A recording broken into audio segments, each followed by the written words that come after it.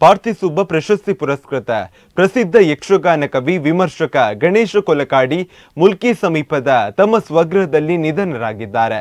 ಪ್ರಸಿದ್ಧ ಹಿಮ್ಮೇಳ ವಾದಕರಾದ ದಿವಾಣ ಭೀಮಭಟ್ಟರಲ್ಲಿ ಭಾಗವತಿಕೆ ಮತ್ತು ಮದ್ದಳೆ ವಾದನವನ್ನು ಛಂದಸ್ಸನ್ನು ಡಾಕ್ಟರ್ ಶ್ರೀಮಂತೂರು ನಾರಾಯಣ ಶೆಟ್ಟಿ ಅವರಲ್ಲಿ ಅಭ್ಯಾಸ ಮಾಡಿದ್ದ ಗಣೇಶ ಕೊಲಕಾಡಿ ಸುಮಾರು 50ಕ್ಕೂ ಹೆಚ್ಚು ಪ್ರಸಂಗಗಳನ್ನು ರಚಿಸಿದ್ದಾರೆ.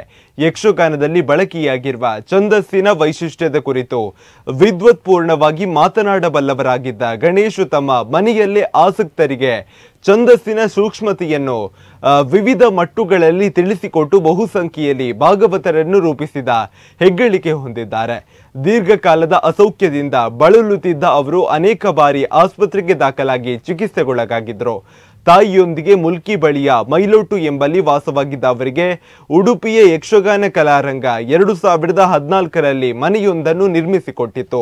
ಯಕ್ಷಗಾನ ಕಲಾರಂಗ ಅವರ ನಿರ್ದೇಶನದಲ್ಲಿ ಭಾಗವತಿಕೆಯ ಕಮ್ಮಟವನ್ನು ಸಹ ಆಯೋಜಿಸಿತ್ತು. ಗಣೇಶ ಕೊಲಕಾಡಿ ಅವರಿಗೆ ಯಕ್ಷಗಾನ ಕಲಾರಂಗ ಕನಕ ಅಣ್ಣಯ್ಯ ಶೆಟ್ಟಿ ಪ್ರಶಸ್ತಿ ನೀಡಿ ಗೌರವಿಸಿತ್ತು. ಗಣೇಶ ಕೊಲಕಾಡಿ ಅವರ ನಿಧನಕ್ಕೆ ಯಕ್ಷಗಾನ ಕಲಾರಂಗದ ಅಧ್ಯಕ್ಷ ಎಂ ಗಂಗಾಧರ್ ರಾವ್, ಕಾರ್ಯದರ್ಶಿ ಮುರಳಿ ಕಡೆಕಾರ್ ಸಂತಾಪ ಸೂಚಿಸಿದ್ದಾರೆ.